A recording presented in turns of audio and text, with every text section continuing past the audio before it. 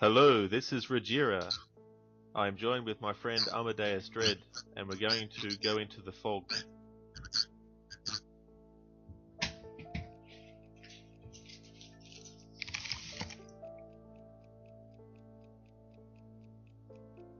So to begin with, we've got John Carpenter's score, of course. I love his music. Yeah,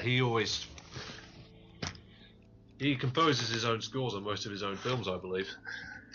He does, yeah. Sometimes it's in association with someone else. Like a few times he's been helped by a composer named Alan Howard. 11:55, almost midnight. I think this kind of sets a good tone, this ghost story that this old man's telling. One more story before 12. Yeah, the first time I saw this, it really sort of like creeped me out a little bit. Yeah, when I first saw this, I'd seen quite a few Carpenter films by that stage, but when I got around to seeing this, I didn't really know what to expect, and I was actually surprised at how good this movie was. The waters around Spivey Point. I think it's probably my personal favourite John Carpenter film out of the ones I've seen. I mean, I haven't seen The Thing, but I have seen Halloween, and Escape from New York and Escape from LA, and Big Trouble in Little China. Yeah, Big Trouble in Little China, that was actually my first John Carpenter film I ever saw, but I was a kid at the time and hadn't seen any other of Carpenter's films, so to me, that name didn't mean anything back then. But it's funny to think back that my first Carpenter experience was that movie. Towards the light. But it was a campfire, like this one. The ship crashed. And this movie was, I believe it was 1980 that this movie came out. Yeah, it was. A few years after John Carpenter's sort of career-defining movie, Halloween. That's it. Yeah, he had done a movie called Dark Star, and that was with Dan O'Bannon. He was also part of that movie, and that was actually a pretty good movie, I thought. And then he did Assault on Precinct 13, which was remade. Yeah, not that long ago. It starred Ethan Hawke and John Leguizamo and Brian Dennehy and Gabriel Byrne. Yeah, I remember seeing that remake, but I don't remember much of it. I thought it was okay. Yeah, I think it had its okay moments in that. The original is unique, I think. There's just a whole different style and feel that only Carpenter can really pull off, and based on the strength of that film, that's how he got the job for Halloween, which originally started off as The Babysitter Murders. I think Halloween is a much more effective title, and I like how this title for this one is just The Fog. Sort of just rolls straight off your tongue and sort of immediately kind of clues you into, what kind of sort of film you're in for. Yeah. I mean, it's a simple title, but it's straight to the point. Actually, there's been some people that have confused this movie for some reason with The Mist, and vice versa. Well, in one way I can kind of understand it, because they are sort of like both movies that have fogs in it, and they're both horror movies, well, one's a Stephen King story, and this is a completely original concept, I believe, by John Carpenter. Yeah. Of course, the voice of this actress is Adrienne Barbeau, and John Carpenter and her were actually married at the time they were doing this movie. And of course, we have John Carpenter here on screen now in his cameo.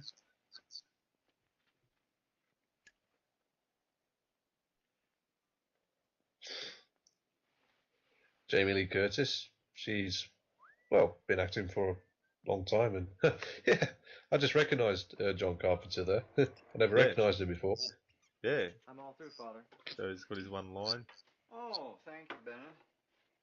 I won't need you until 4. I really like this actor who plays the priest. Would you like something to keep Yeah, you he's warm pretty on the way cool. I home? can't remember No, his thank you. name, but I know I've Father, seen him in can other I get stuff paid? too. I like how John Why Carney's don't like, you come "Can I in get paid?" at 6 instead of 4 Hal Yes. Holbrook, I think his name is. Yeah, and he's actually played Abraham Lincoln quite a few times on screen. Oh, okay. Didn't realize that. Bennett? Bennett? Bennett? So it's interesting. This movie, it's more like a slasher ghost story. Hello?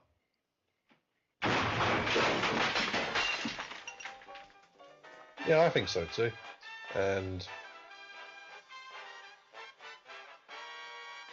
So I'm pretty sure that in the original edit there weren't as many scenes of gore or kills, and that's something that Carpenter went back and edited in, did some reshoots and put back into the movie. I think reshoots can be a tricky thing, but with a good director like John Carpenter, I suppose you don't really notice. Yeah.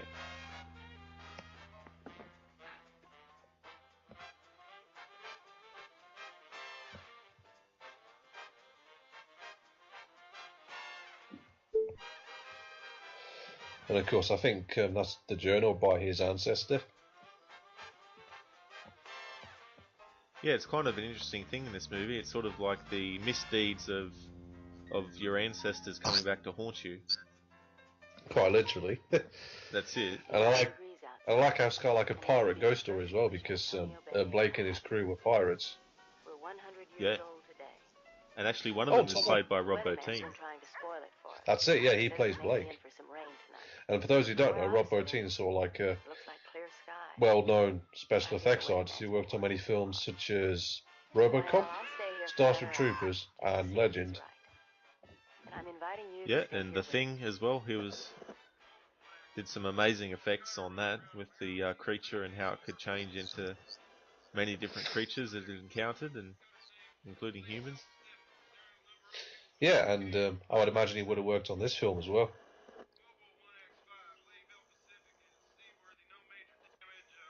There's quite a few Carpenter regulars in this movie.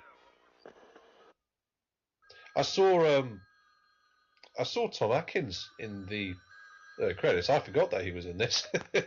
Yeah, he was also in Halloween 3, which wasn't a Carpenter production, but John Carpenter did the score for that film. But Tom Atkins is in that movie.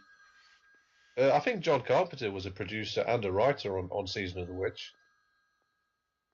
Yeah, I'm not sure about the writer part, because he was the writer on Halloween 2, and he came up with the concept of Michael and Laurie Strode being related, but he's since admitted that it was a mistake or wasn't a good addition to make. He just basically felt that he had already done the story in the first one, and felt that he wasn't really doing anything much with the second one, so that's why he wrote in that story into it. Oh, right. Oh, you were right, Rod. It is Hal Holbrook as Father Malone, and the director of photography, the cinematographer, is Dean Cundy, who has worked on quite a few well-known films in his time. Oh, absolutely. He also worked on Escape from New York, and he That's also it. did the Back to the Future trilogy. Worked on Indiana Jones as well, I think. I don't know about that because I think it was Douglas Slocum who did the first three, and then Oh, wait, well, yeah, it was. No, it was, yeah. I'm sorry, Dean Cundy didn't work on Indiana Jones, but I got him. For some reason, I always do confuse him with Douglas Slocum. oh, I it's don't alright. know why. I just always like get those two confused. I really don't know why. Oh, that little creaking sound effect. Yeah, I mean, like this is the thing I always like about John Carpenter horror movies. He always sort of like has a good way of drawing you in and sort of like sort of faking you out with like funny little jump scares. Yeah, there's a lot involved in his films too.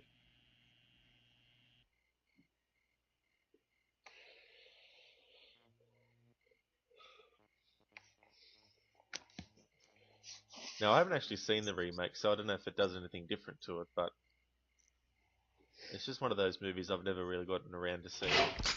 Not really in any rush either.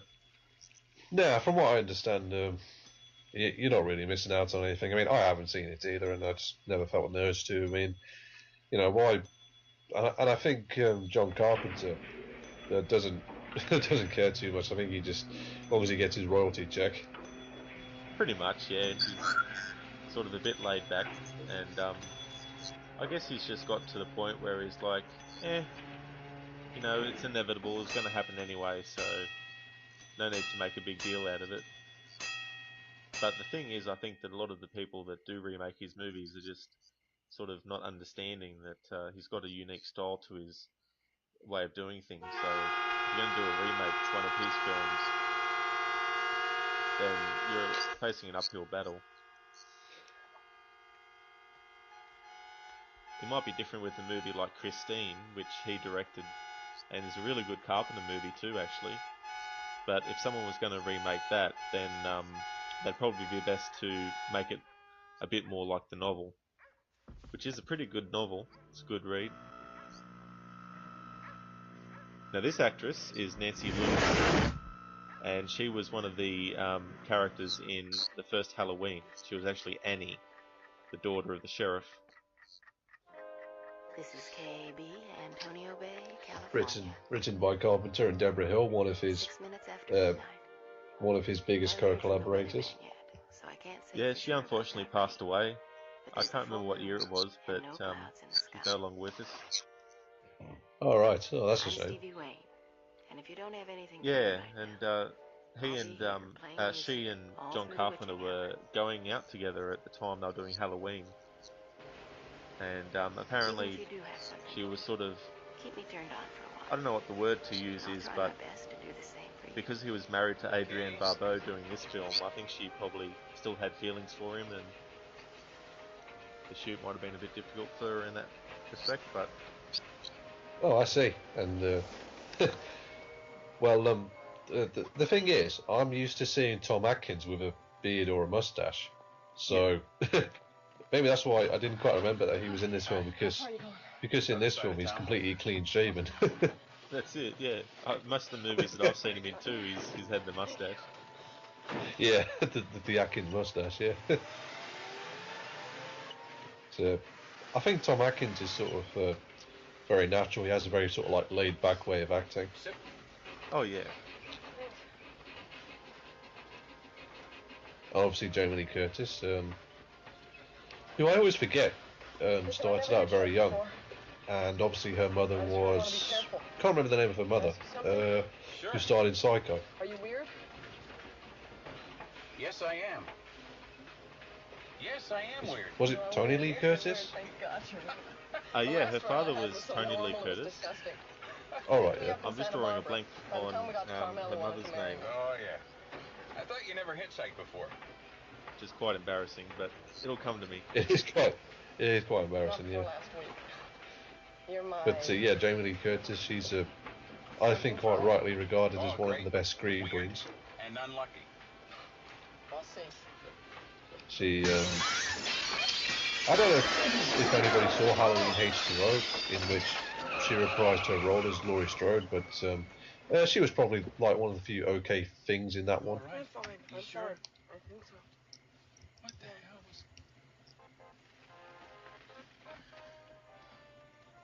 was... Yes, her mother was Janet Leigh. It's exactly That's it, Janet Lee Curtis, yeah. Stevie Wayne, your night around until about 1 o'clock. I'm high tonight in the KAB Lighthouse on Yeah, actually, Jamie Lee Curtis, she's also had voice cameos in a couple of John Carpenter movies too, like the two Escape movies, Escape from New York and Escape from LA. If you're so excited about it, you can't sleep.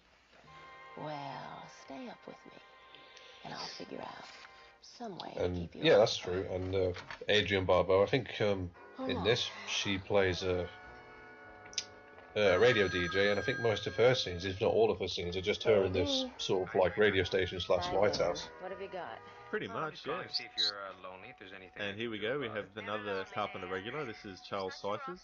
I changed shifts, so He was also in Assault on Precinct 13, Halloween Well, 1 until I and can 2. talk someone else into giving played up the city sheriff. life for Antonio Bay, I'm it. Oh yeah, It means day and yeah. I night. remember him as the sheriff in Well, that's what I get Halloween for owning a station. 1 and And if you 2. don't tell me why you called in about 15 seconds, I'm gonna have to hang up on you. You want something to talk I really about? like dialogue in I've John got a Carpenter position on a movies as well. They trawler always about like 15 feel miles out. sort of not really rehearsed and just sort of like And I've got you know, it's something out part my of the story. scope. Appears to be a fog bank. Yeah, I'd It's agree about with that too 25 miles because out the from conversations moving in seem their pretty direction. natural. Thanks, Yeah, man. That yeah, took about 10 and I seconds. think that's a mark of a good director, you know, to sort of like make you feel as though these are living, breathing people. Yeah, I think that's the Oh, number yeah. one thing to get right, you know. KB Very important. Antonio Bay. I mean, obviously Speaking actors here, are living, leading breathing signal people, across the sea. but I think it takes a good director to sort of like, you know, get the tone right and sort of make them feel real to the audience, you know, the parts that they're playing. Yeah. Heading in from the east. Now, in the meantime, Now this man looking out the relax window, this while is I play this actor song Buck from Flower, Hope DeVille's. and he's in a few Carpenter films too, Dedicated like Village of the Damned, Boy, would I like to meet her. this one, I saw her They at the grocery Live, store one day.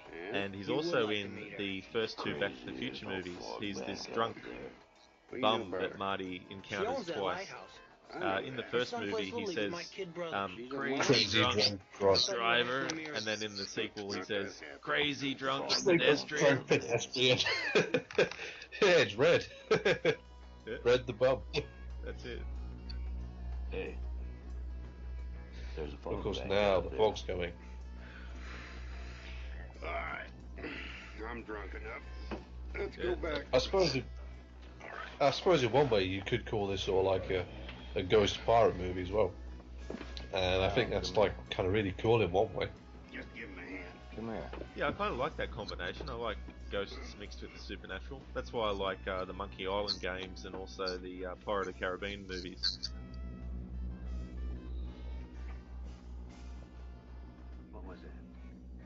Now, I believe this is one of the scenes that was added into the movie later. This scene on the boat. That's right, yeah. No, it doesn't feel like a reshoot. I mean, I'm not entirely sure why, but in some films, if there were reshoots, I think you can sometimes kind of tell. But here, it doesn't feel as though it was kind of, you know, put in or anything like that. It just feels like it's part of the, you know, the narrative. Yeah.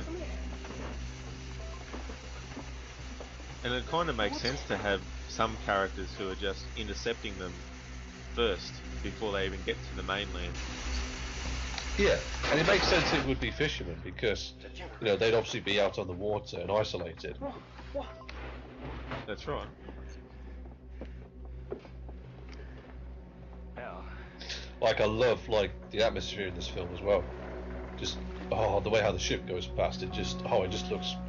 This is a horror movie. I mean, these are like the kind of horror movies that I just love. You know, plenty of atmosphere, creepy school, sort of like a ghostly wind. Yeah. Oh, it's all quite effective. Hey, there was just a ship When out it's there. done well, it really Hell, helps. listen. I'd like to try to explain this to the Coast Guard. Yeah. So, what did you see? This is going to take more than that little box. That's right. But they won't live to tell anyone, Who is that? unfortunately. Unfortunately, no. And I like how the pirates / ghosts are kind of like kept in the, you know, sort of like the shadows. Like, we don't fully see them. And really, that's I think, that's sort of like horror done right, because you don't have to see everything. Yeah, you don't always have to see a lot of stuff. Sometimes it's quite more effective to just have it in shadows or be covered up. Yeah, and they do just give me the creeps, like the ghosts. It's like they've risen from the grave. Yeah, it's like, and Blake wants his gold. That's right.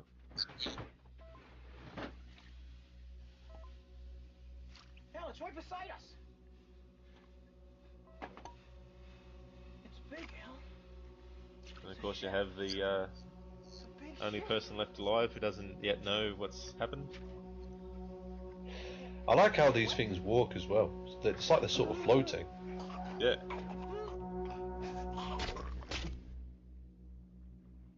So he's dead as well. So that's 3 dead so far. And really, I think the scary thing about films like this is, you know, obviously I think they'd want to kind of stop them, but how do you stop something that's already dead? That's it. It's kind of a problem, you know. It's like you struggle to find a way to defeat the enemy if they're already dead. It's like, what do you come up with? What can defeat them? You know, what can push them back?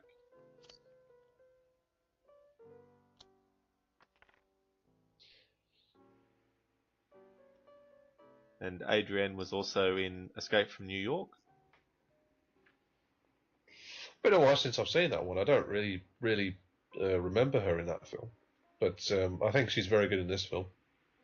Uh, Correct me if I'm wrong, but I think Escape from New York came out the same year as this, or was it a couple of years afterwards? It was actually the year after because it was 1981. Oh right, yeah, of course it was. Just like So of course it came out I'm when not. Raiders did, Raiders of the Lost Ark. Yeah, that's true.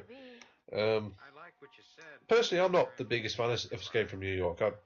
I think it's one of those movies that I've never sort of been able to fully get into. I much prefer the sequel, Escape from LA. Well, it's funny because I actually saw the sequel first, and at that point, my knowledge of John Carpenter's work was very minimal. And the funny thing was, I saw it advertised on television when they were doing a news report about the sequel coming out, and they mentioned Escape from New York, and I thought, oh well, I might try and see if I can get this movie at the video store.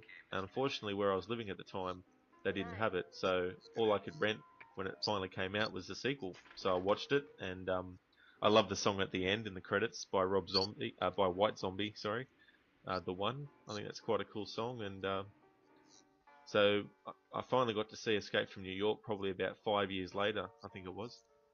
And I think it's still a good movie, but I'd actually say that the sequel is a lot. I don't know, it just feels a bit better executed. Yeah, I personally feel that way as well, and we get so like they had sex.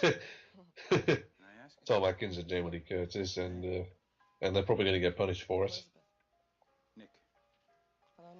And the thing is, as well, I've never fully understood why sex gets punished in in horror movies. It's like, what did the undead have against sex? I don't get it. San Diego is two things. Okay. Yeah, I mean the thing with that is like when Halloween came out, you know, a lot of people said, oh, you know, the characters who have sex are the ones that get killed.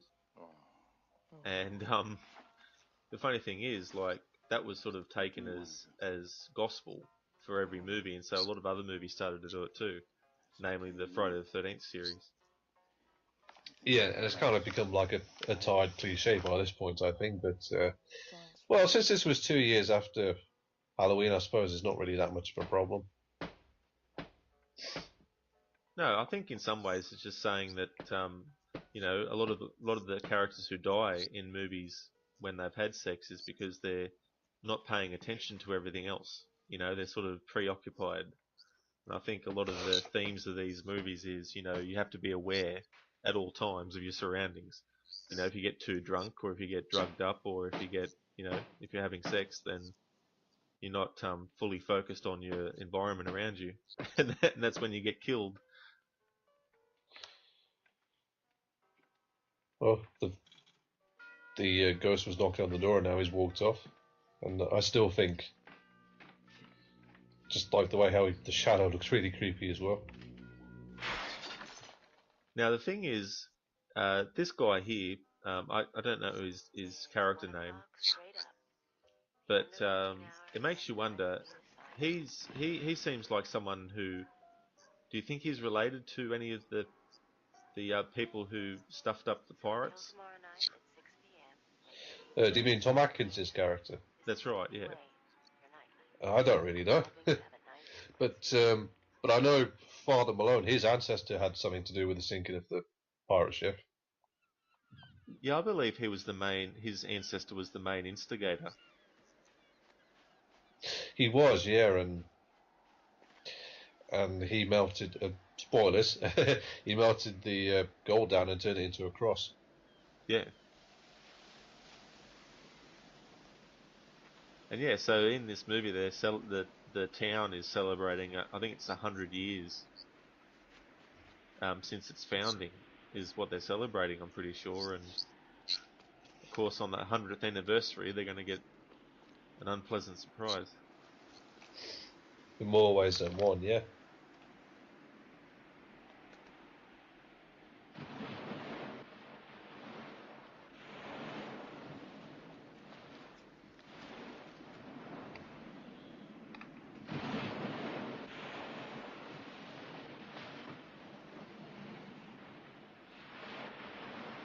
Uh-huh. What do we have here? It's a wooden box. Oh wait, no, is it wooden pillar? I don't. Ooh, oh, it's a piece of driftwood. Yeah. I love this music.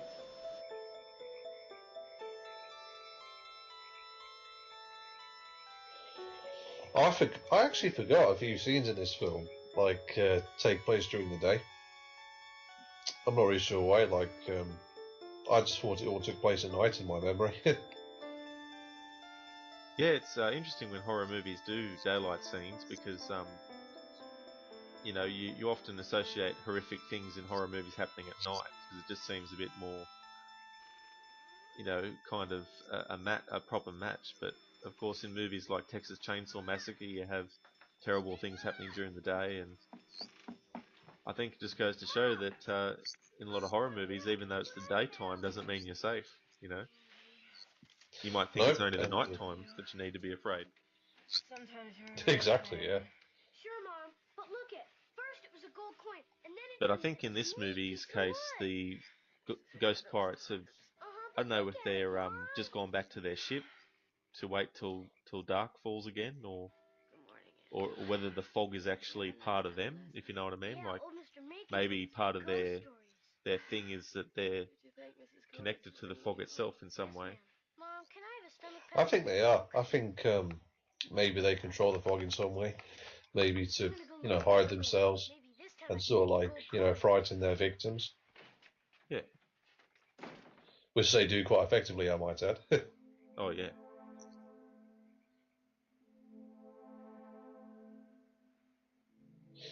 Now, a lot of people have sort of kind of looked at me funny when I tell them this is my favorite John Carpenter movie, but I'm like, well, have you actually seen it? Because it is sort of like a very good, sort of like atmosphere, like ridden, well acted, well executed horror movie. And I think it's, me personally, I think it's John Carpenter at his best when it comes to horror. But then again, I haven't seen The Thing, so maybe I'm. Oh, The Thing is awesome. It's his masterpiece, really. We never got so shit-faced we couldn't make it back in. He's too good a sailor to stay out there all night and not let somebody know. Sound like his wife. And I that, of course, believe. was 2 years after this, Yeah, 1982. I'm really looking forward to watching that as well. I'm going Oh to yeah, it's a great movie. taking out his boat and looking for the seagrass. Who's Ashcroft? Someone who owes me a favor. Can I come along? Thought you had to move on to Vancouver. Eventually. Yeah. It's interesting because Jamie Lee Curtis's character in this, she's obviously found something that's gained her interest and doesn't want to leave just yet. And here's Janet Leigh. And brought to the mayor's box. Then we will have speeches by the mayor. I didn't know she was in this. Me. Oh, do you have my notes? She is, yeah. Then we will pass out the candles and begin the procession. Then I will go home. two scream queens in the same movie. I'm almost afraid to Yeah. look. Well, not bad. Not bad at Actually, Psycho's a really good movie. I recently watched a video where someone compared the novel to the film, and there's quite a lot of differences that were put in the film from the novel. Like in the novel, Norman is actually, I believe, in his 40s and he's fat and balding. And of course, in the movie, he's younger and he's healthy and thin and that. And there were quite a few other changes too, but I don't know. I might read the book eventually one day, but I think the films does a pretty good job. Yeah, I think that's true.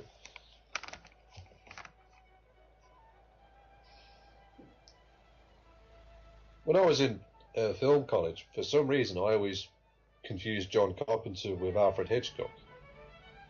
And I really don't know why, to be honest. Because they're like two completely different directors from two completely different generations. Yeah, and they've, you know, definitely got their own styles between them. Because Carpenter loves wide shots.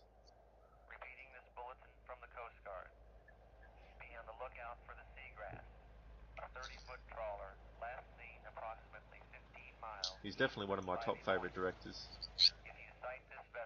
I think he's really good. He's not one of my personal favourites, but I do sort of like really enjoy his work and think he's always been a good storyteller. And I mean, The Fog, this film could have just been like your basic sort of horror movie, but it's not really, because like if you consider the fact that the pirates were killed in 1880 and they're coming back, then you can sort of like make the connection that this is a story that's been going and going and going, and it just kept going, and now it's sort of like reached this point. Sort of like there's like I think there's quite a bit of mythology to that you can sort of draw. I couldn't sleep last night. Too excited? Yeah. No, I went out on his boat last night and didn't come home. He still isn't back. Mrs. Williams? I called the Coast Guard and they said, oh, he might have had engine trouble. They said not to worry.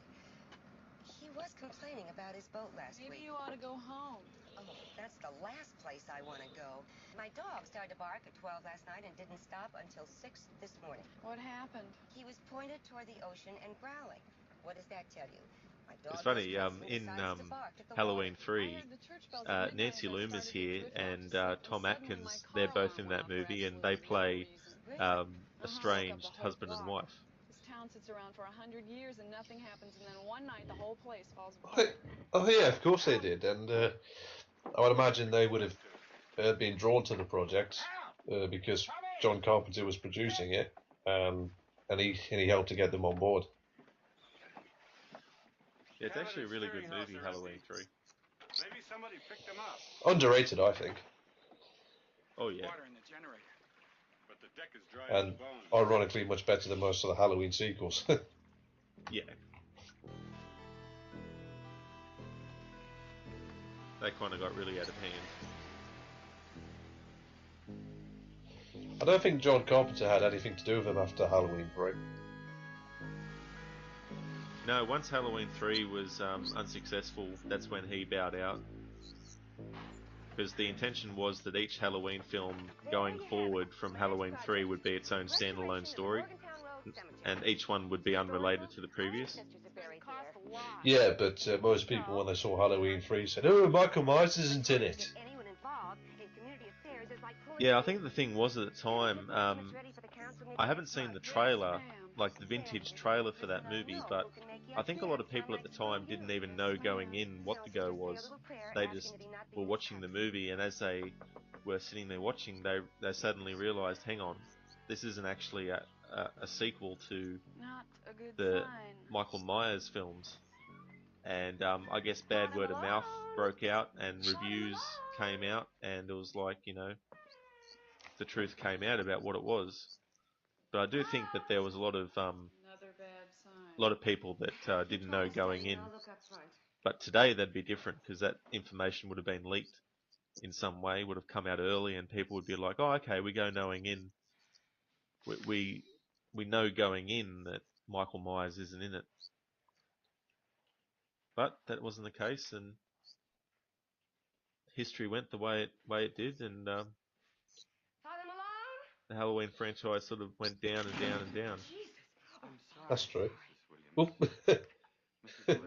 Hello, I'm Father Malone. I just decided to scare you for no reason. Yeah, it's funny in that a lot of these movies that happens. As she was walking in, I think you could see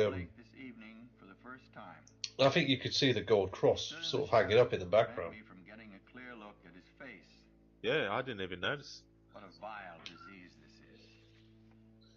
He is a rich man with a cursed condition. But this does not prevent Yeah, Hal Holbrook, he was actually in the Steven Spielberg movie Lincoln, but he didn't obviously Daniel Day-Lewis played Lincoln in that. But Hal Holbrook, he got cast in a role as sort of like a tribute and sort of like reference to the fact that he played Abraham Lincoln quite a few times on screen. Oh, okay. So it's like a cameo type thing. It was, yeah. By that point, he was, I think, a bit too old to play Abraham Lincoln again, which is why he couldn't do it. Yeah, I haven't seen that movie yet. There's actually a few quite good. Spielberg films I haven't. Thermometer's broken. Like Sugarland Express, Mercury stuck at The 20 Color degrees. Purple. Haven't seen those movies before. I haven't either.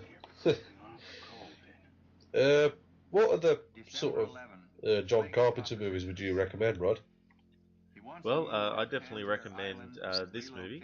I'd also recommend The Thing, and I'd also recommend Prince of Darkness, Big Trouble in Little China, and I'd also recommend In the Mouth of Madness, which came out in 1995. That's probably one of Carpenter's best 90s films, I'd have to say, and I think it wouldn't hurt for people to watch Escape from New York if they haven't yet, and also check out Escape from LA. But just know that Escape from LA is kind of like a reboot in a way too, or a remake of Escape from New York. And then of course you got They Live.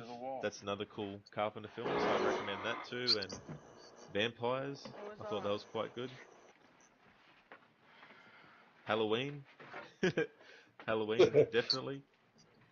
Halloween 2. I really like Halloween 2, even though he didn't direct it. But he did have like a lot of creative influence on that one. Yeah, Halloween 2 is interesting. Like, I like it. But recently I saw Rob Zombie's Halloween 2, and I kind of think that's better than the original Halloween 2. Like, spoilers for those who haven't seen it, but in Halloween 2, Laurie finds out that she's the sister of Michael Myers through a flashback dream sequence she has of visiting him in Smith's Grove when she was younger. And of course, as this is going on, Donald Pleasance's character, Loomis, is discovering the link between Michael and her as well. But in Rod Zombie's version, Loomis already knows that Laurie is Michael's sister, but he doesn't tell her.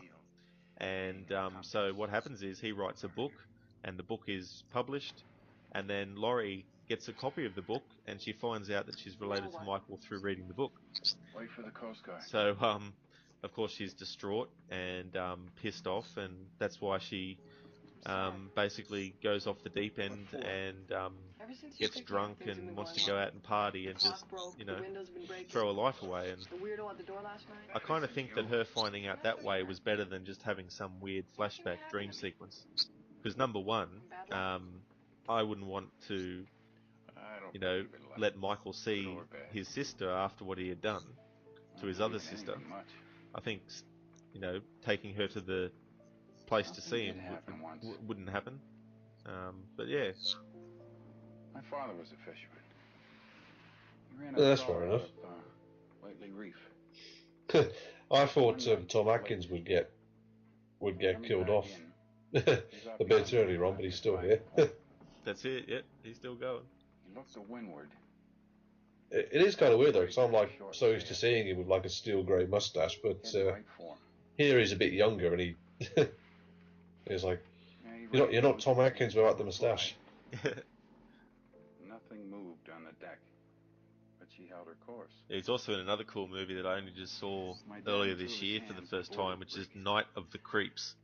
Jane. No one was on board. Yeah, Tom Atkins, he did quite a few horror movies in his time, didn't he? A hot, steamy cup of He coffee, did, yeah. But underneath, the tin cup was rested to the table. And then something caught my father's eye.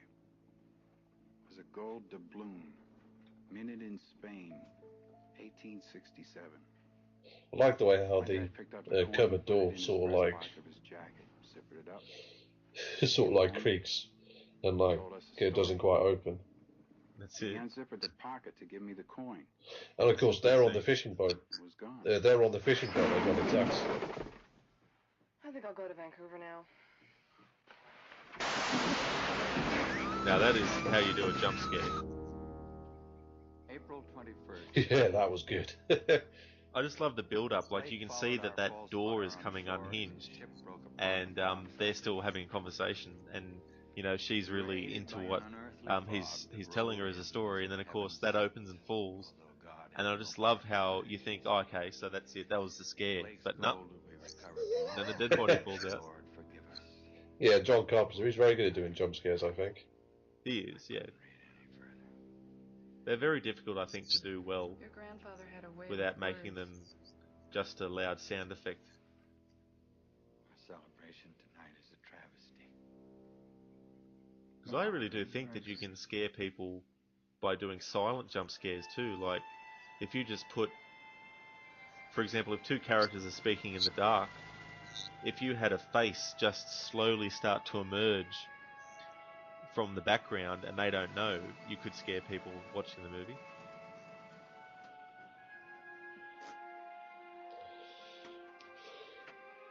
This movie did scare me a few times the first time I saw it. Oh, yeah. Still kind of puts me on edge now. Oh, does it? Yeah. I think that just proves that how much of an effective film it still is.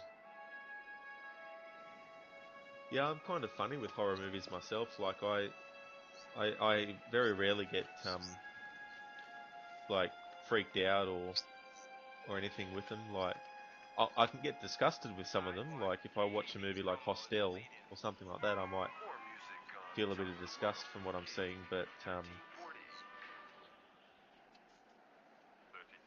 the genre is my favourite of all. I just love the genre. It is a genre I really like, and from my perspective, it can be a kind of a difficult thing to get right.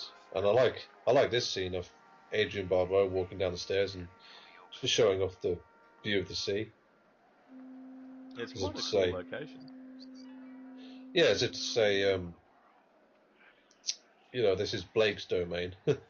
Like, the sea's endless and man is so small in comparison. That's right.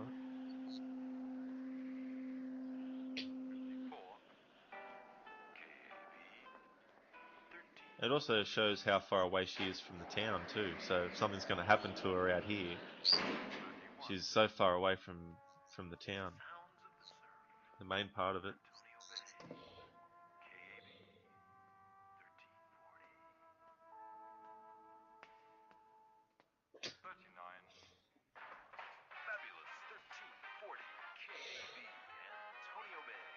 Oh, I would hate to be radio DJ working out here. I think that would be way too isolated for me. I would have to be closer to civilization. Yeah. Yeah, I prefer to live closer to civilization. I wouldn't want to live, you know, somewhere out bush or somewhere.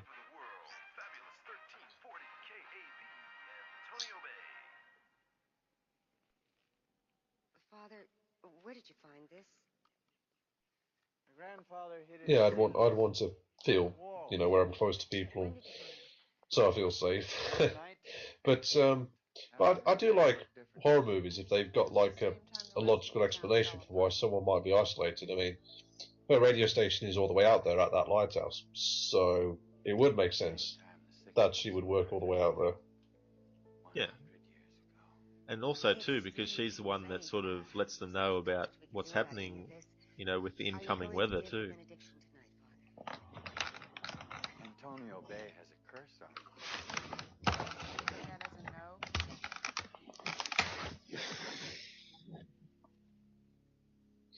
Of course, this movie's quite short. It's only got 45 minutes left, but it doesn't feel, you know, short. But I think it's one of those movies that, you know, definitely gets right to the point of, you know, what it's about. And I feel like the final third act that's about to start is just pure tension and pure atmosphere all the way through.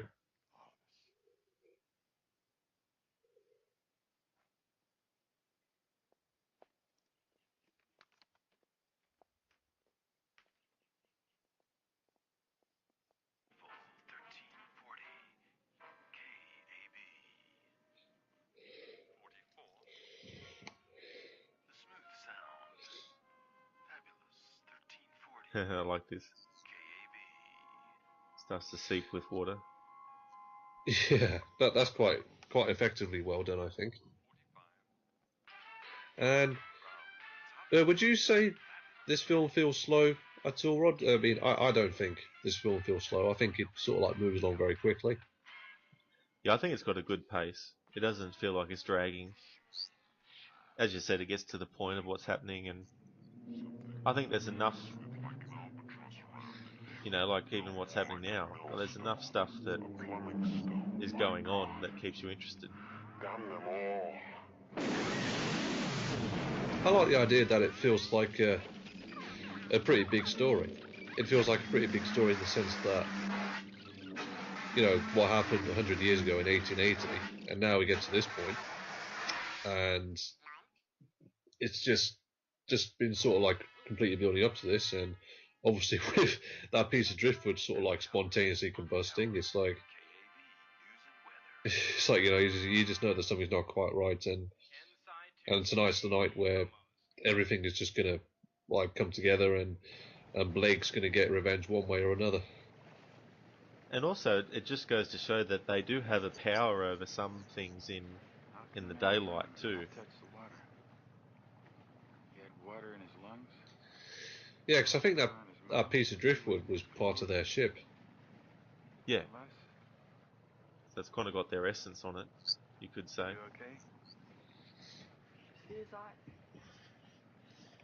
Yeah, I saw his eyes.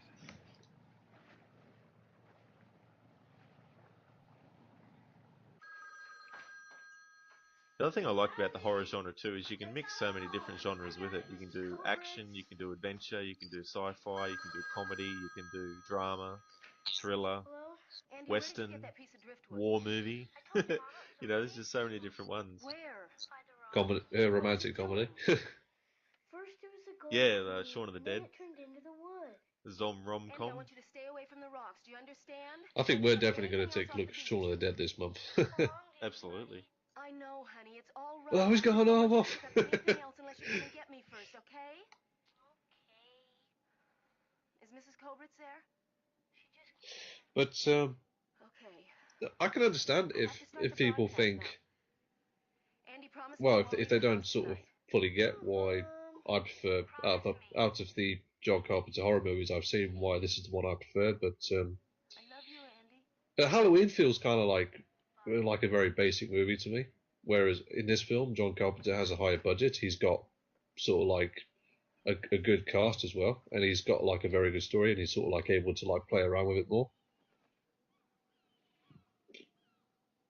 So what I like about Halloween is that it's got the character of Loomis. He's so dedicated to getting rid of Michael. Like he doesn't look at Michael as just some human that's murdered someone when he was a kid. He's spent so much time with Michael that he's just gotten to know the essence of him, and the essence, of course, is he's just pure evil. Like he's got no sort of pity or remorse or anything like that to him. He's just like pure evil, and I just kind of like that. I mean, it does have some of its flaws, like some of the dialogue now, like the girls going like totally and all that kind of stuff. But I do think it holds up well with the horror aspects. What did your mother want? Yeah, I think so as well, and I think we're going to look at Halloween 1 and maybe Halloween 2 and 3 as well. But we'll see how we go. Yeah, I haven't seen many of the other ones. I've seen Halloween 4, and I thought that was okay. I'd have to see it again though, because that was a long time ago. Haven't seen 5 or 6, and I saw H2O. I don't really want to do the ones after Halloween 3. I'm not really a fan of any of them. Yeah, they do get a bit weird. They do, yeah. I mean, like the whole thing in the Halloween sequels. I think it's Halloween 4 or 5 where they introduce this idea that there's this cult that worships Michael Myers and wants to keep him alive. It's like they're like a cult of sort of like druids, and it's just weird. It just comes out of left field and makes no sense. Yeah, it is quite ridiculous. Now, this actor with the glasses, I can't remember his name, but he passed away. But he was also in Assault on Precinct 13. He was actually the prisoner, one of the prisoners that was being transferred, and ends up being one of the ones that helps hold the fort, so to speak. I would, in one way, recommend the remake of Assault on Precinct 13 because I thought it was pretty good. Yeah, it's one of those movies I can't really comment on. I've only seen it once and didn't remember much from it. All I know is that it takes place during a snowstorm or something, whereas the original didn't. Well, that's fair enough, but I did really enjoy it, and I imagine it is one of those instances where they said to John Carpenter, "Oh, we're remaking," and he just probably said, "Oh, I don't care." Yeah, as long as I get that money. Because the thing is, as well, like from watching his movies, I would think of John Carpenter as like a pretty cold guy, but in interviews he comes off as sort of like very laid back and sort of like very fun as well. He seems to like be really enthusiastic about his job and loves talking about it and stuff like that. Oh yeah, he's definitely I think it's just there's a part of him that's just become so jaded and cynical about the film industry itself that he's quite happy to just play video games with his son and compose music, and the movie thing is sort of like a hobby now probably for him. Like if he gets a movie offer that he really likes, I'm sure he'd take them up on it. But he actually joked once that he probably wouldn't mind directing pornography. Fair play. So I can only imagine what that would be like. Yeah, because quite a few of his films, they weren't huge successes. I mean, I know Escape from LA was a flop, and despite the fact that Big Trouble in Little China has a huge cult following, and quite rightly so, because it is quite a good film, but that didn't make any money at the box office either. But I think that was the fault of the studio for not marketing it properly. Yeah, see, Big Trouble in Little China, it's a comedy, martial art, fantasy, supernatural, action, adventure. It's all these genres mixed into one. And I think that they tried to market it as another Raiders of the Lost Ark. And while it does have a little bit of an adventure feel to it, Jack Burton is no Indiana Jones, and he's not supposed to be. And that's what makes his character so endearing, is because he's just this guy who thinks he's the top shit, but when everything goes to crap and he's brought into this supernatural world, that's when he becomes the sidekick then, and his friend Wang Chi becomes the main character, because it's like the tables are turned, and I just love that aspect about that movie. But you're right, Carpenter has had a few films that haven't done well at the box office.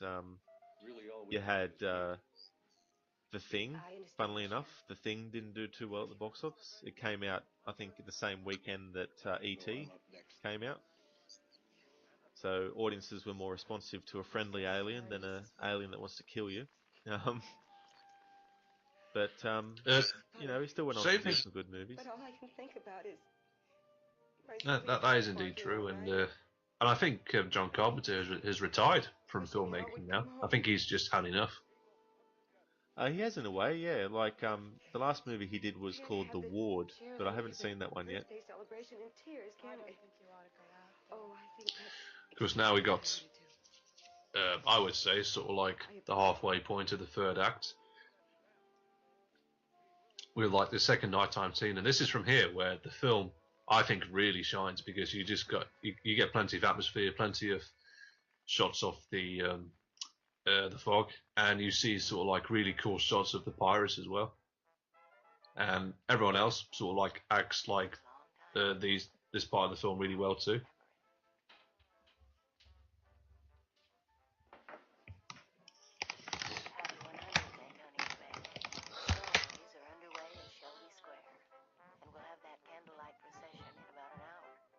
Like, this is the part of the film that I remember the most. Like, the last sort of half an hour. ship or the men on board. I'll keep you posted as the news comes I like Adrienne's voice in this movie, how she speaks over the radio. Yeah, it's very nice, isn't it? Yeah, and it's just also another character thing too. Like, it's a very distinctive way of speaking too. I like the fact that there was a bar scene with Tom Atkins and Jamie Lee Curtis. Like, I think that sort of like adds a lot of sort of natural elements to the story. Makes it feel like sort of, you know, these are real people and they've got sort of like real life habits that they do, which sort of like makes them more relatable.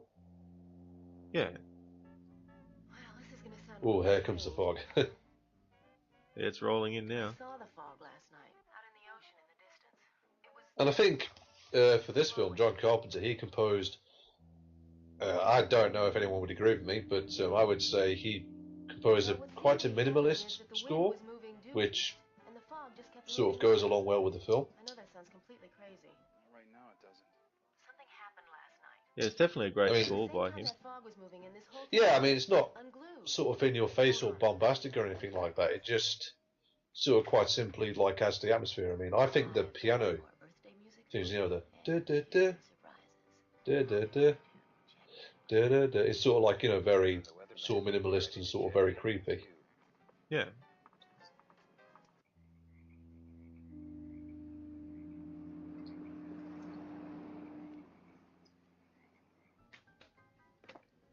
Hello? Yeah, I'm still here. There's one other thing. It may have nothing to do with the seagrass. I like this too because there's a bit of a mystery to it. You know, it's like, yeah, if you haven't seen this movie before, especially, it's sort of like... Yeah, I mean, if you're seeing it for the first time, you probably won't know that it's basically a story about pirates trying to get their gold back. I think that's what the main sort of like drive of the story is. Yeah, they're out for revenge. Yeah, pretty much. I mean, like you fuckers sank our ship and now we want our gold. Give it back. Well, yeah, I mean, spoilers, but the whole idea was that they were purposely put on a path to actually for their ship to be destroyed. You know, they were lured to go for that to happen, and so, you know, of course they're really angry now. You know, well, they've been angry. They just want to get their gold back, and KB. if they have to kill everyone to get it, then they'll do it. That's right, yeah. In about 30 seconds. What's new? Another fog bank. Where? It's coming in off the ocean from the southeast. It's heading inland. Should be here at the weather station in 5-10 minutes. And at the same time, I don't feel as though any of the actors are sort of overacting. And I think that can be a problem with horror movies where the actors sort of go a bit overboard. But I don't think anyone does that in this film. No, I don't think there's any over top acting.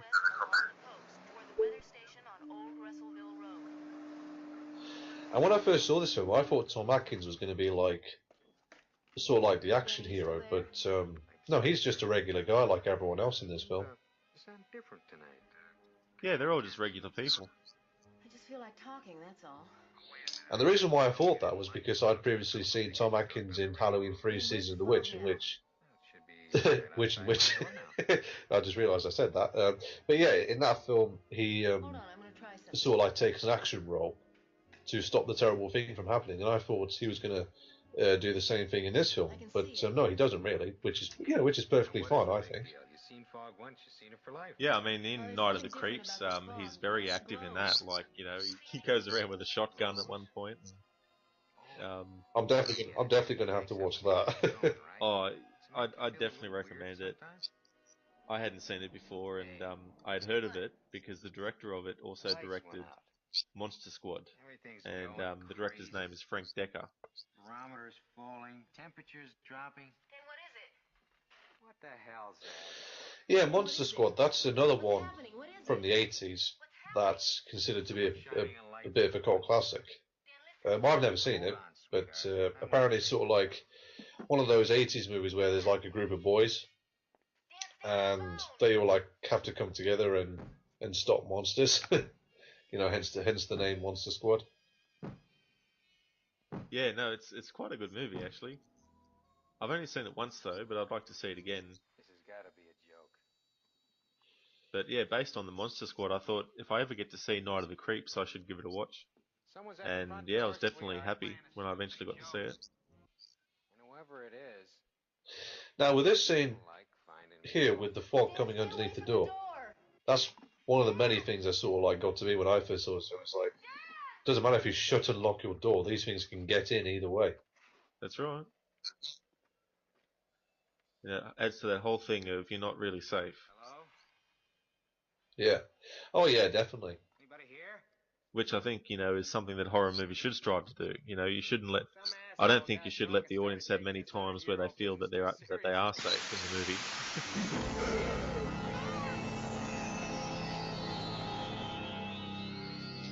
I like how the ghosts are kind of built up because that kill there, that sort of made me jump a little bit.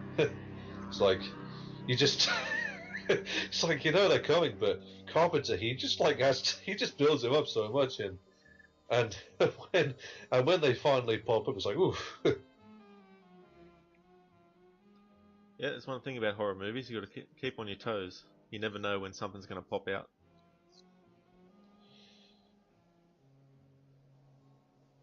It's like I love that scene of like the bright fog just enveloping the coast. I think it's kind of beautiful in one way, but also at the same time haunting.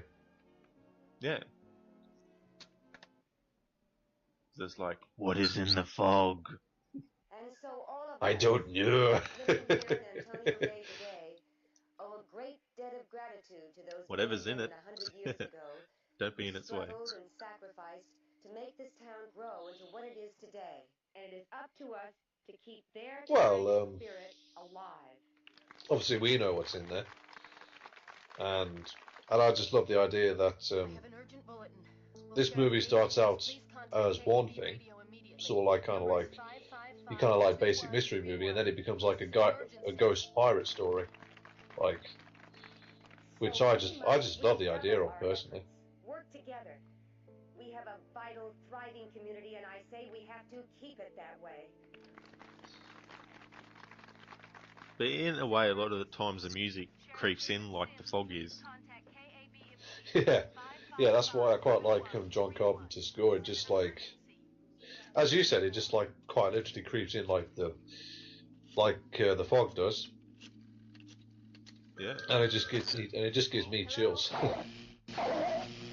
And of course, we see the other abilities that they have, which is they can interfere with things like that. Yeah, they can cut telephone communications. Reminds me of that line in Aliens when Hudson said, "How they do that, man? They're fucking animals." Yeah. For every citizen of Antonio Bay. Oh, that's just great, man. That's just great. We're in some real pretty shit now, man. Get him over, man. Get him over. I like how she's like, Newt has survived, for however many times, and she's just a girl, and he's like, why don't you put her in charge? Oh wow, I forgot about this scene where the fog quite literally like attacks the power station. Yeah. That must have been a hard effect to get right. Well, I think Carpenter said that for a lot of the shots, what you see of the fog is just basically someone off the side of the camera, just doing something with either a fog machine or, I think some scenes even had someone blowing cold air or something as well. Single file, don't push, take your time.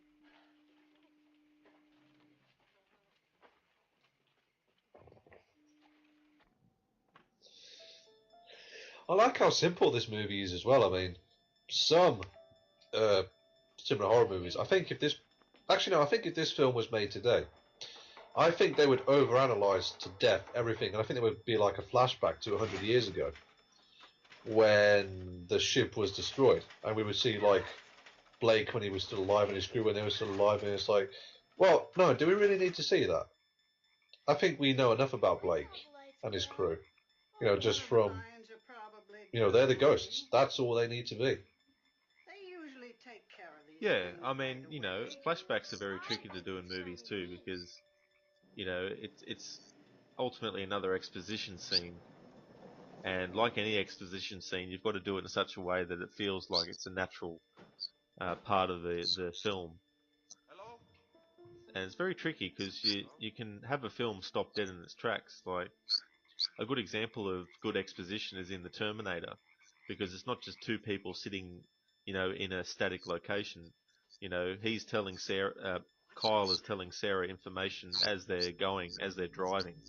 You know, and it just keeps the movie going, the flow going, and you know, not to say that you can't have good exposition in a film where there's just two people talking in a static location, but then you have to try and make sure that what they're saying sounds natural and doesn't sound rehearsed. I would say this film does something similar. It kind of has a similar pace in the sense that I think there is a bit of exposition, but it doesn't sort of like take up a huge chunk of the story. No. But I think it's good too if you can sort of show other stuff happening through the editing when there's something happening, you know, when there's exposition being given.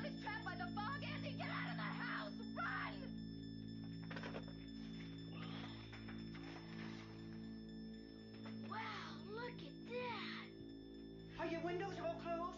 Yes, ma'am. I wonder about your mother's bedroom.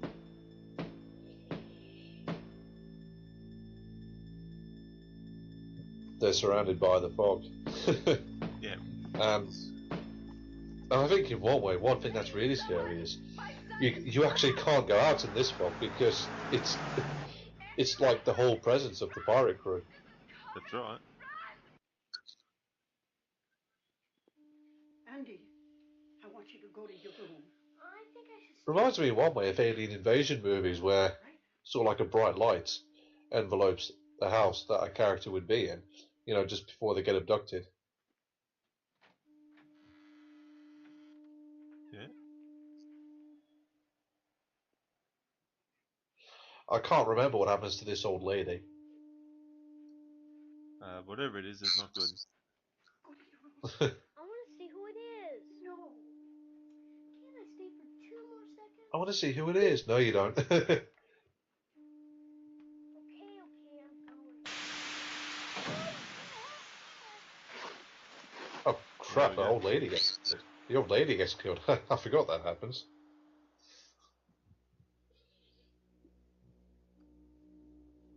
Mrs. Culbritz. Mrs. Culbritz. It's time to get out of Dodge. Please, my son is trapped. 887 White Beach Lane. Someone get to 887 White Beach Lane. Mrs. Culbritz.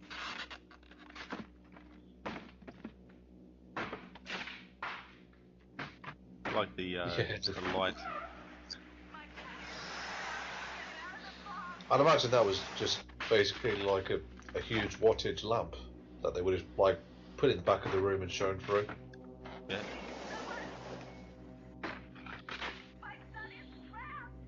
Lighting, I think, can add a lot to a scene. Oh, it does, especially in a horror movie.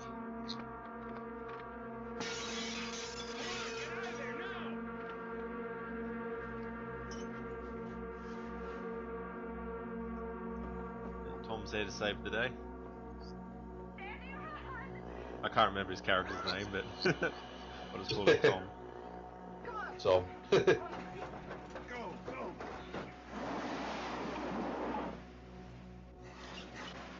And of course the car gets stuck in the mud. Yeah. It's like, try reversing. Now, in the Halloween sequels, quite a few people, they do stupid things like fall over or something, which is why Michael Myers is like, who moves really slow, by the way, is able to get his victims. But in this film, there's a logical reason why they can't get away. It's because the car is stuck in the mud. You know, simple things like that. They do sort of like negate any like logical problems.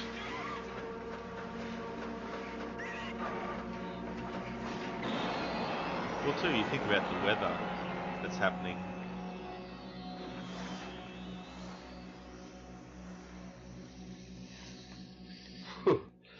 No, I need to take a few breaths after that sequence.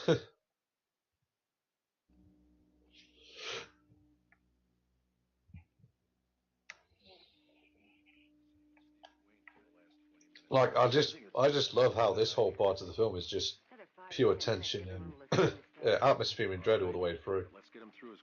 Yeah, which is what you really want in a horror film. Mrs. Williams, there's nothing more to do here. Let me take you home. A little annoying, but you're right. Would you please take me? And you might say, well, why do people keep opening doors and let the fog come in? Well, if you watch that scene with the kid in the bedroom, you would see they're able to smash through doors anyway. So it doesn't really matter. I'm sorry that No, I didn't that's come true. for you, that I wasn't They're not there. sort of, Andy, please understand. you know, more monsters or killers that I have to can be stay blocked by things like that. They can get through.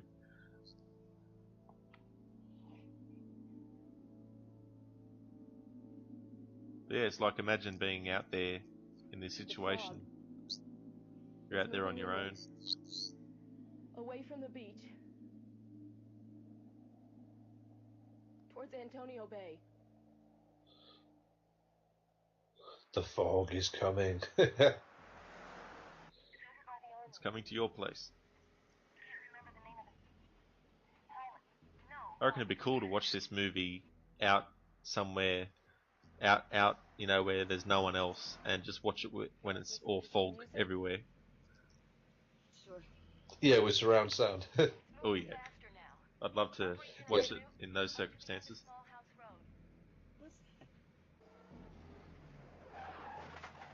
I love this bit in the music. Yeah, it's great, isn't Doom. it? Impending doom. Oh shit, here it comes. Yeah. Now, in the M. Night Shyamalan film, The Happening, there was wind that was apparently killing people, but that was just stupid. It made no sense. Whereas in this film, it it sort of like has a similar idea, but it's fog, and it's fog that's being controlled by ghosts, killer ghosts, no less.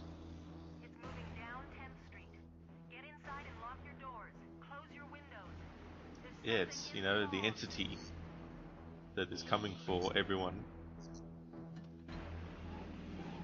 If you're on the south side of town, go north. Stay away from the fog. Yep, try and stay away from the fog. If you can. The fog is coming.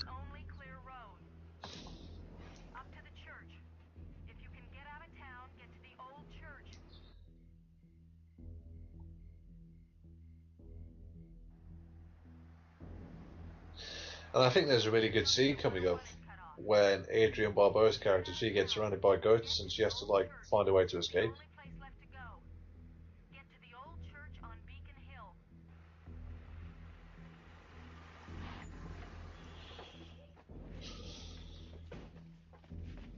So we've got the old church. There's a Carpenter movie that has a good use of a church in it, which is Prince of Darkness. For some reason, I always get that one confused with Sam Raimi's Army of Darkness. Okay, yeah. Well, it's funny actually because there's a movie called Dracula, Prince of Darkness, which is one of the Christopher Lee Hammer horror films. Yeah.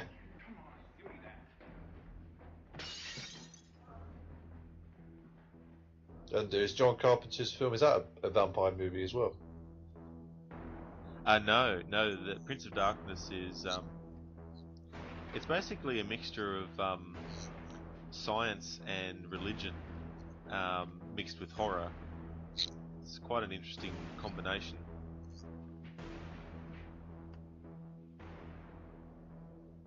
The fog is sweeping inland. It's another one of those movies where you've got a group of people trapped in a situation. It's actually got a couple of other Carpenter regulars in it too, like you've got Dennis Dunn, who played Wang Chi in Big Trouble in Little China.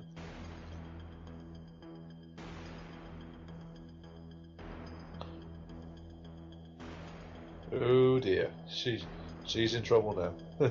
Yeah. Yeah, like What journal? I don't know. We're Here's cursed. Father, where's All the of it. journal? What are you talking about? Where's the journal? It's in there. Yeah, so the journal with all the information in it Over by the windows? about what happened all those years ago and If anything happens, just lock the door. what the ghosts are here to do. Which I think is a good way of like revealing like more details about the story. Exactly, and it sort of just goes to show that, yeah, you don't need to do flashbacks or things, which are, I'm not sure if the remake does that. I haven't seen it. I'm not sure if they do a similar thing where they do a flashback and show the actual event happening, but I think revealing it this way is more like plays into the murder, like the mystery part of the film. I'll bet you anything that it does that. Most likely.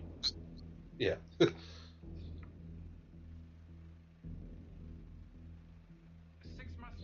The fog's creeping into the lighthouse. And one of us takes six. That's what they want. They've come back for the 6 original conspirators. Father, there must be something in here that can help us. I am Why would they want you? Father, you didn't read us this. Were it possible to raise the dead, I would return Blake's fortune to him intact, save the money spent on these walls. And of course, we get an important bit of information. Believe that the confiscated fortune has been stolen from them, when in fact I am the thief and God's temple is the tomb of gold. I am the thief and God's temple is the tomb of gold. Now wait, get rid of that. They definitely want to come in. They do.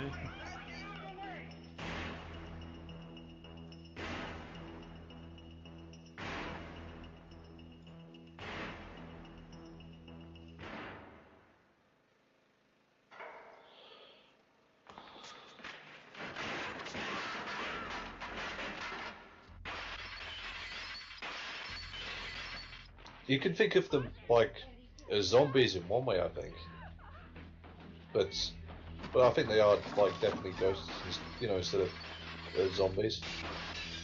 Yeah, like they're not ethereal ghosts. Like they are physical in form, and so they can grab things and touch you and do that kind of thing. So it's like they can manifest themselves into physical form.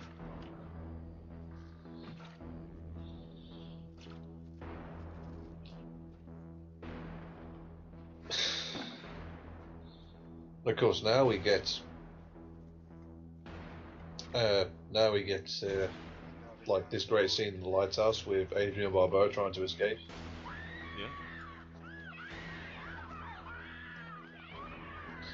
Yeah. I just love the way how the ghost grabs her hair from behind. Yeah. Just grabbing at things, knock down the crucifix.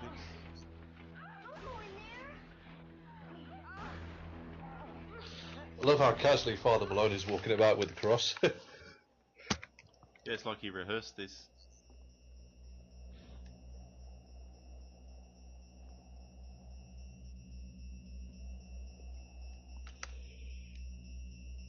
Yeah, I'd definitely put this movie as one of John Carpenter's best movies. I think so as well, definitely. There's not really anything I can find wrong with it, to be honest. Yeah, I struggle to find anything really. I mean, not that anything has come to mind, but that'd probably only be nitpicks at best. Blake, I have your gold. Ooh, this scene gives me... I'm getting chills, like goosebumps all over right now. Like, excellent. This scene is just amazing. It's always a good sign in a horror movie if it's having that effect.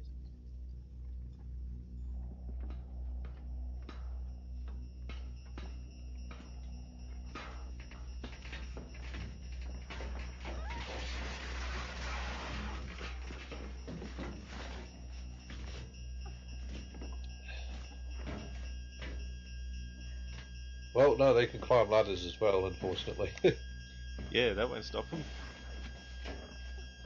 I'll definitely still come for you. This is your goal, Blake. I love the eyes. Stole it from you. Yeah, that's Rob Bottin in that costume. That's it. Yeah, he's retired, unfortunately. The last couple of decades, I think. I'm the sixth conspirator. I'm Father Malone. Take me.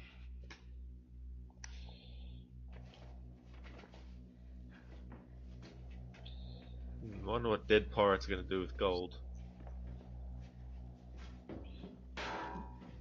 Some might say that question as a bit of a criticism, but I don't think it's really important. Well, I no, think it's you more. know. Yeah, I think it's more of a symbolic thing. It is, you know. It's like that gold represents the sort, like the reason, you know, for the trail in a way.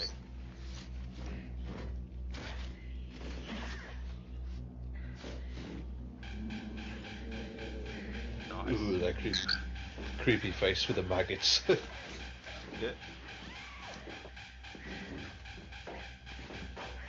Gotta love that kind of stuff. I think John Carpenter had a lot of fun making this film as well. That's the thing about horror movies, they're fun to make.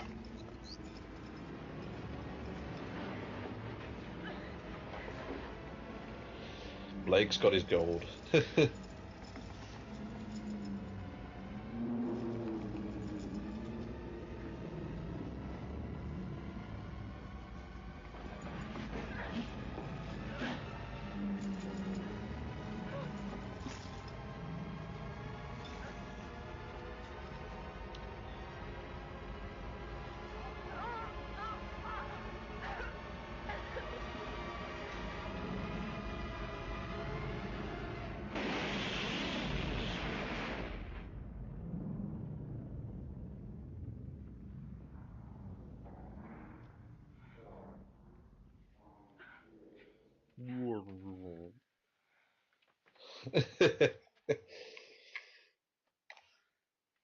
But what I think, I won't spoil it, but I like how the film like makes you think that's it.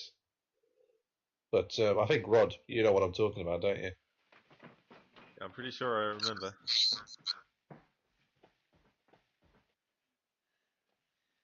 Another thing a horror movie can do well is make you think everything's completely finished.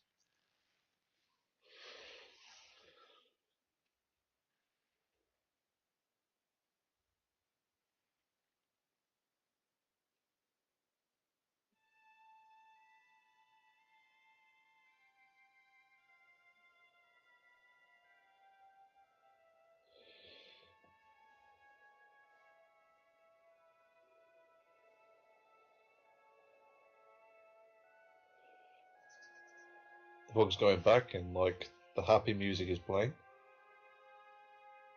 Yeah, it's kind of a bit sort of happy, but it still keeps a bit of its sinister feel to it. Yeah. Yeah, Blake's leaving, him and his crew are going now.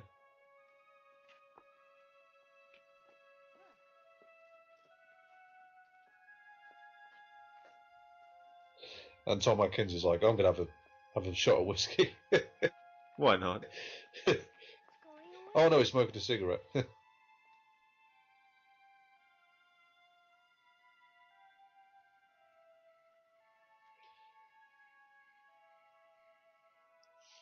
We survived the fog.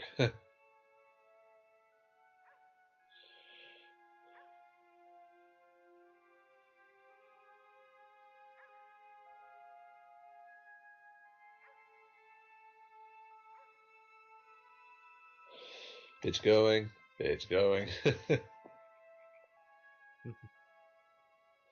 Sort of like an eerie calm is sort of like back on the town now. Something came out of the fog and tried to destroy us. In one moment, it vanished.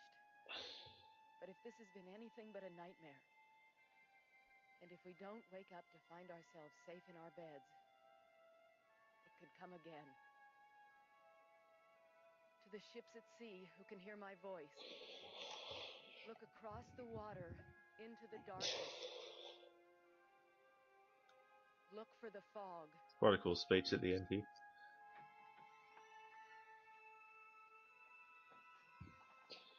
It's kind of like in The Thing from Another World, where they're like, you know, keep an eye on the skies type thing. Yeah, I was literally just thinking that, yeah. But of course, it's all over.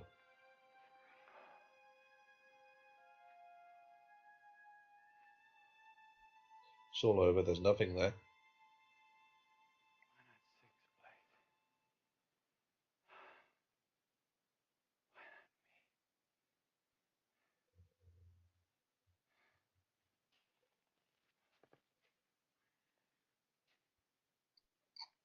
Or is it? The fog comes creeping back in. And I just love how he turns around and they're just instantly there, and I'm getting chills again.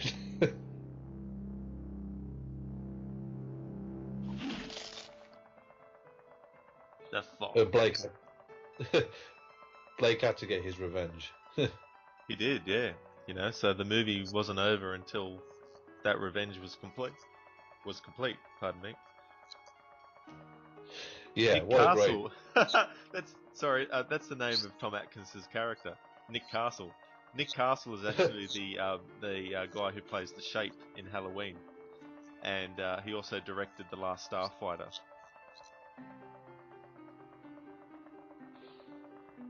What a great horror movie. Oh, it's excellent. Sort of like, I especially love the ending where it sort of like fakes you out and sort of like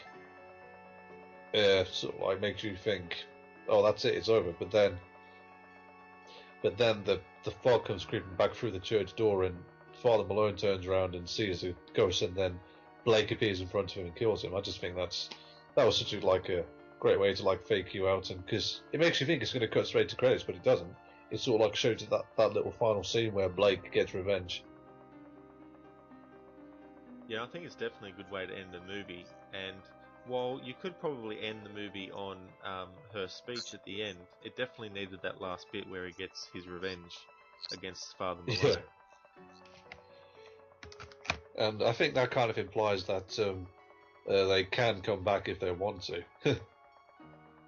Yeah, like I'm not sure, you know, like hypothetically, if they were going to do a sequel to this, I'm not sure what they could do with it, unless they make it about a different set of ghost pirates or something like that. Maybe even do a film set in the past, you know, like a period film.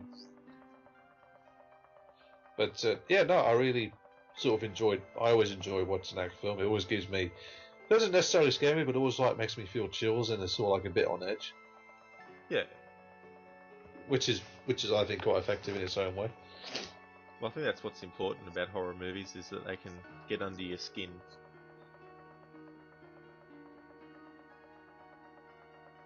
You know, because horror movies are good because you can put yourself in the shoes of characters in situations that hopefully you'll never find yourself in, and it's a good cathartic way to, you know, exercise your fears about things in a environment that's safe. You know, because you won't get killed by the entity that's after the characters or anything like that.